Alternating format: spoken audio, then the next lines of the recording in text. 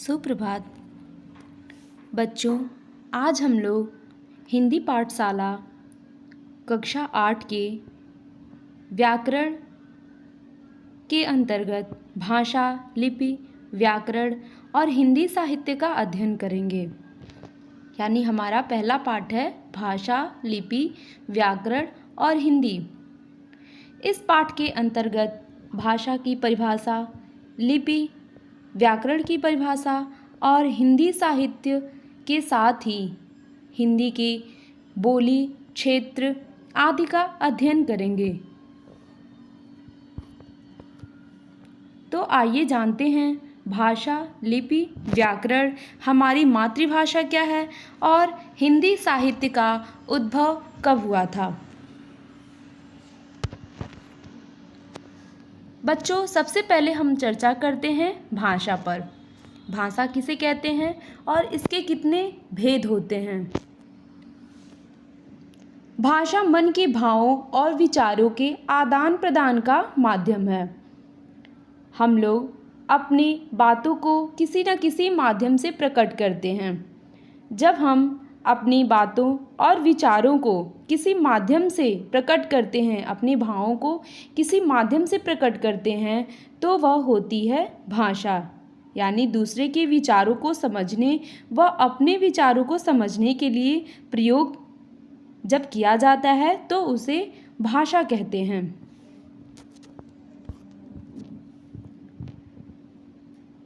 भाषा 3 प्रकार की होती है: मौखिक भाषा, लिखित भाषा और सांकेतिक भाषा। लेकिन हिंदी भाषा में सांकेतिक भाषा को महत्व नहीं दिया गया है, क्योंकि सांकेतिक का अर्थ होता है संकेत करना। हम अपने भावों और विचारों को मात्र मौखिक और लिखित भाषा के माध्यम से ही व्यक्त करते हैं। अर्थात हिंदी के मुख्य 2 भाग होते हैं, वो मौखिक भाषा और लिखित भाषा। तो बच्चों, हमारा पहला टॉपिक था भाषा। यानी जब हम अपने मन के भावों और विचारों का आदान प्रदान करते हैं, दूसरे के समक्ष रहते हैं, तो उसे भाषा कहते हैं। और भाषा के 2 भेद होते हैं, लिखित भाषा और मौखिक भाषा।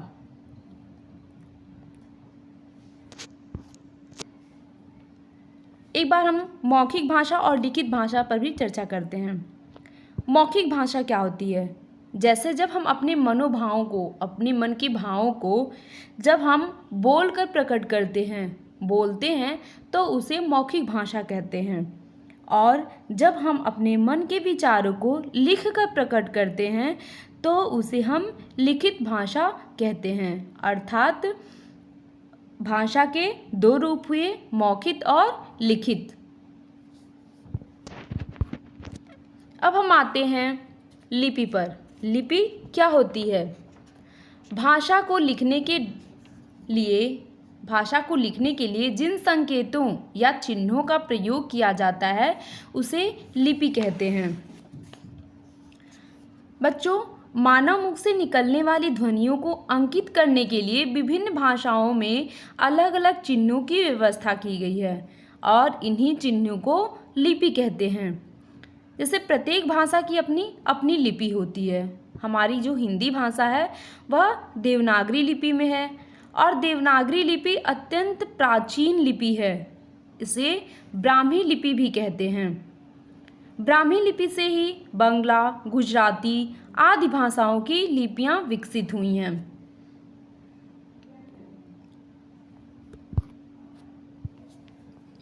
अब हम यहाँ पे देखेंगे कि कुछ प्रमुख भाषाएं और उनकी लिपियां कौन कौन सी हैं। जैसे मैंने आपको बताया कि हिंदी भाषा है उसे देवनागरी लिपि में लिखते हैं। और कौन सी भाषाएं हैं जिन्हें हम देवनागरी लिपि में लिखते हैं, और विभिन्न प्रकार की भाषाएं जिनकी लिपियां क्या हैं। हिंदी, संस्कृत, मराठी और नेपाली, इन 4 भाषाओं को देवनागरी लिपि में लिखा जाता है। पंजाबी भाषा की जो लिपि है वह गुरुमुखी है। उर्दू, अरबी और फारसी भाषाओं की लिपि फारसी लिपि है। अंग्रेजी, फ्रेंच, जर्मन और पॉलिश, इन सभी भाषाओं की लिपि रोमन में है, यानी इन्हें हम रोमन लिपि में लिखते हैं। सिंधी भाषा की लिपि फारसी है। तो यह था बच्चों लिपि किसे कहते हैं और कुछ प्रमुख भाषाएं जिनकी लिपियां।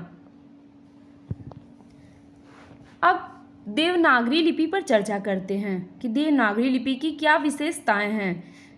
देवनागरी लिपि जो है उसकी भाषा क्या है? हिंदी, संस्कृत, मराठी और नेपाली, यानी इन 4 भाषाओं को देवनागरी लिपि में लिखा जाता है। जो हमारी देवनागरी लिपि है, यानी हिंदी और संस्कृत की जो देवनागरी लिपि है उसकी क्या क्या विशेषताएं हैं और सबसे पहले उसका प्रयोग कब किया गया था, आइए हम इस पर चर्चा करते हैं। तो देवनागरी लिपि का सर्वप्रथम प्रयोग गुजरात के राजा जयभट्ट ने एक शिलालेख में इसका प्रयोग किया था। इस लिपि में प्रत्येक वर्ण के लेखन के लिए अलग अलग सांकेतिक चिन्ह बनाए गए हैं और इसकी विशिष्टता यह है कि इसे देवनागरी लिपि को वैज्ञानिक लिपि भी कहा जाता है। इस लिपि में मौखिक भाषा चिन्हों को प्रकट करने के लिए भरपूर क्षमता मौजूद है और इस लिपि की सबसे बड़ी विशेषता यह है कि हम जैसा बोलते हैं वैसा ही देवनागरी लिपि में लिखा भी जाता है। देवनागरी लिपि का प्रत्येक अक्षर एक वक्र होता है, इसलिए सुंदर है तथा सुगठित लिखावट के योग्य है। इसके अतिरिक्त यह लिपि भारत की अनेक लिपियों के निकट है। यदि भारत की सभी भाषाओं की कोई एक लिपि हो तो वह है देवनागरी लिपि ही हो सकती है। भावात्मक एकता के लिए और अनेक भाषाएं सीखने के लिए यह आवश्यक है। यानी देवनागरी लिपि की क्या विशेषता है कि इसके लिए अलग अलग सांकेतिक चिन्ह हैं। हम जैसा बोलते हैं वैसा ही देवनागरी लिपि में लिख भी सकते हैं और सबसे बड़ी विशेषता यह है कि इस लिपि को वैज्ञानिक लिपि भी कहा जाता है। ठीक है बच्चों, और इसका प्रयोग सर्वप्रथम गुजरात के राजा जयभट्ट ने अपने शिलालेख में किया था। यह थी देवनागरी लिपि की कुछ प्रमुख विशेषताएं।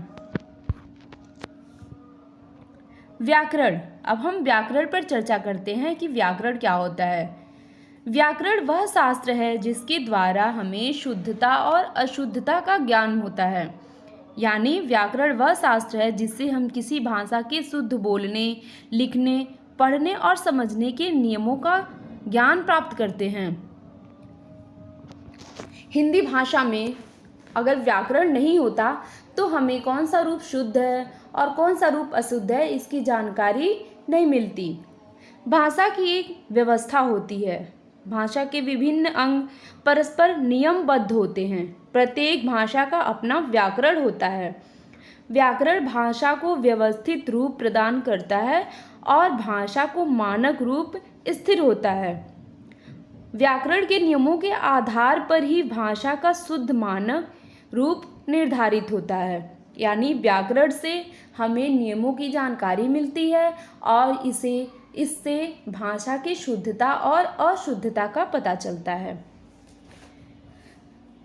बच्चों, अभी तक हम लोग ने चर्चा किया भाषा के रूप, लिपि और कुछ प्रमुख भाषाओं की लिपियों के नाम। इसके बाद देवनागरी लिपि की विशेषताएं, व्याकरण। अब हम लोग आते हैं हिंदी पर। हिंदी का उद्भव कैसे हुआ, हिंदी साहित्य का उद्भव कब हुआ और हिंदी साहित्य क्या है। हिंदी भारतीय आर्य भाषा की परिवार भाषा है। संस्कृत भाषा से आरंभ होकर पाली, प्राकृत, अपभ्रंश आदि सोपानों से होते हुए हिंदी आज समूचे भारत की संपर्क भाषा बन गई है। हम हिंदी को और किन किन नामों से जानते हैं और क्या क्या कहते हैं, तो हिंदी को हम राष्ट्रभाषा, राजभाषा, अंतर्राष्ट्रीय भाषा के रूप में जानते हैं। भारत में हिंदी का अध्ययन, अध्यापन मातृभाषा, प्रथम भाषा, द्वितीय भाषा आदि रूपों में हो रहा है। यानी हिंदी को हम लोग क्या कहते हैं, हमारी मातृभाषा है, हमारी प्रथम भाषा है और द्वितीयक भाषा है। हिंदी का क्षेत्र, हिंदी का क्षेत्र। अच्छा, सबसे पहले हिंदी को राजभाषा का दर्जा कब दिया गया था? हिंदी को राजभाषा का दर्जा 14 सितंबर 1949 को दिया गया था। हमारे संविधान में हिंदी को 14 सितंबर 1949 को दर्जा दिया गया था। इसलिए हम लोग 14 सितंबर को हिंदी दिवस के रूप में मनाते हैं। ऐसे कौन कौन से राज्य हैं जिनमें हिंदी शासन और हिंदी के रूप में शिक्षा प्राप्त की जाती है? उत्तर प्रदेश, हिमाचल प्रदेश, हरियाणा, मध्य प्रदेश, बिहार, उत्तराखंड, दिल्ली, अंडमान निकोबार और संघ राज्य क्षेत्रों में हिंदी शासन और शिक्षा ही भाषा है। यानी इन प्रदेशों में हिंदी को हिंदी शासन और शिक्षा की भाषा मानते हैं। इसके साथ ही बंगाल, उड़ीसा, महाराष्ट्र, गुजरात और पंजाब की संपर्क भाषा हिंदी है। दक्षिण के राज्यों तमिलनाडु, आंध्र प्रदेश, केरल और कर्नाटक में तमिल, तेलुगु, मलयालम और कन्नड़ प्रयोग में लाई जाती है। यानी मलयालम, तेलुगु, कर्नाटक और तमिल में द्वितीयक भाषा के रूप में हिंदी का प्रयोग किया जाता है। हिंदी भारत के बाहर भी अन्य देशों में बोली जाती है। यानी ऐसे कौन कौन से देश हैं जहाँ पर हिंदी बोली जाती है? वे देश हैं Sri Lanka, Mauritius, Trinidad, Fiji, Malaya, Suriname और दक्षिण पूर्वी अफ्रीका। राज्यों में कौन कौन से हैं? उत्तर प्रदेश, हिमाचल प्रदेश, हरियाणा। और देश में यानी ऐसे कौन कौन से देश हैं जहाँ पर हिंदी प्रयोग में लाई जाती है? तो मैंने अभी आपको बताया कि Sri Lanka, Mauritius, Trinidad, Fiji, Malaya आदि।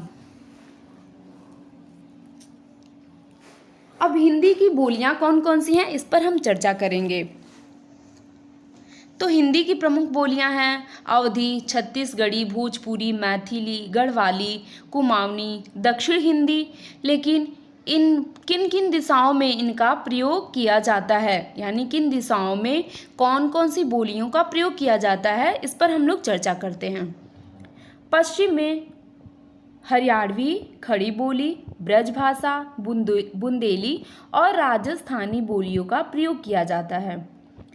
पूर्व में अवधी, छत्तीसगढ़ी, भोजपुरी और मैथिली बोलियों का प्रयोग किया जाता है। वहीं पर उत्तर प्रदेश में गढ़वाली और कुमाऊनी। दक्षिण में दक्षिणी हिंदी का प्रयोग किया जाता है, यानी दक्षिण में दक्षिणी हिंदी बोली का प्रयोग किया जाता है। ठीक है, तो ये रहा आपका हिंदी की बोलियां। हिंदी की ये जो बोलियां हैं हरियाणवी, छत्तीसगढ़ी, भोजपुरी, इनका किन किन भूभागों में प्रयोग किया जाता है, इस पर हम लोग ने चर्चा किया। बच्चों, हिंदी साहित्य में कुछ ऐसी रचनाएं भी हैं जिन्हें अलग अलग बोलियों में लिखा गया है। तो आइए उसको हम जानते हैं कि हिंदी के कौन से ऐसे साहित्य हैं जिन्हें अलग अलग बोलियों में लिखा गया है। जैसे ब्रज भाषा में क्या लिखा गया है? सूरसागर लिखा गया है, जो सूरदास की रचना है। विनय पत्रिका जो तुलसीदास की रचना है और वह भी ब्रज भाषा में लिखा गया है। यानी ब्रज भाषा में सूरसागर और विनय पत्रिका लिखा गया है। अवधी में रामचरितमानस, इससे आप परिचित होंगे कि रामचरितमानस जो तुलसीदास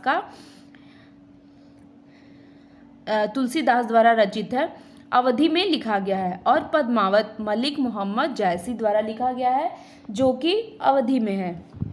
खड़ी बोलियों में क्या क्या लिखा गया है? तो खड़ी बोली में कामायनी जो कि जयशंकर प्रसाद की रचना है, साकेत मैथिली शरण गुप्त की, और प्रिय प्रवास अयोध्या सिंह उपाध्याय हरिऔध की रचना है, जो कि खड़ी बोलियों में लिखे गए हैं। मैथिली में मात्र एक विद्यापति की पदावली है जो मैथिली में लिखी गई है। तो अभी तक हिंदी की बोलियां और हिंदी बोलियों में कौन कौन से साहित्य की रचना हुई है, ये हम लोग अध्ययन किए। बच्चों, अब हम लोग चर्चा करेंगे भारत के संविधान में कौन कौन सी भाषाओं को मान्यता दिया गया है।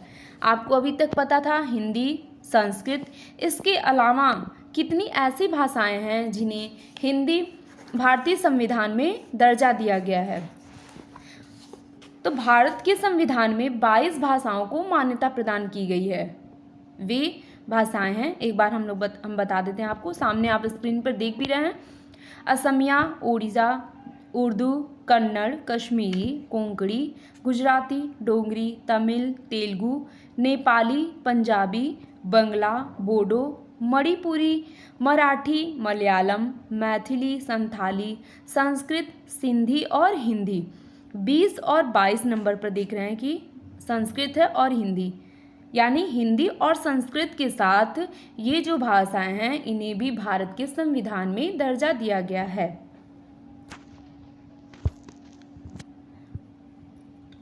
अब हम लोग चर्चा करेंगे कंप्यूटर और हिंदी, यानी हिंदी का प्रयोग कंप्यूटर में कैसे किया जा रहा है आजकल, उस पर हम लोग चर्चा करेंगे। तो आजकल हिंदी के लिए अलग अलग वेबसाइट हैं जिनका प्रयोग हम हिंदी के लिए करते हैं, इसलिए इंटरनेट का प्रयोग आजकल निरंतर बढ़ता जा रहा है। और हिंदी की नेट पत्रिकारिता जो है वो वेब दुनिया से शुरू हुई। सबसे पहले हिंदी की नेट पत्रकारिता वेब दुनिया से शुरू हुई। इंदौर की नई दुनिया समूह से शुरू हुआ यह पोर्टल हिंदी का संपूर्ण पोर्टल है। इसके साथ ही आपको पता है कि हिंदी के अखबारों में भी विश्वजाल अपनी उपस्थिति दर्ज करानी शुरू कर दी है। अब जागरण, अमर उजाला, हिंदुस्तान, भास्कर, नव भारत टाइम्स, राष्ट्रीय सहारा आदि अखबारों के संस्करण भी उपलब्ध हैं। हिंदी की सर्वश्रेष्ठ साइट बीबीसी की है। हिंदी की जो सर्वश्रेष्ठ साइट है वो बीबीसी की है। साहित्यिक पत्रिकाएं भी वेब पर चल रही हैं और अब लोग हिंदी में ईमेल का भी प्रयोग कर रहे हैं। इसलिए हिंदी आजकल कंप्यूटर की पूरी तरह से भाषा बन गई है और इसका प्रयोग कंप्यूटर में प्रमुख रूप से किया जा रहा है। एक बार हम और सारांश के रूप में इस पर चर्चा करते हैं। इस पाठ को पॉइंट के रूप में ध्यान से देखेंगे आप लोग।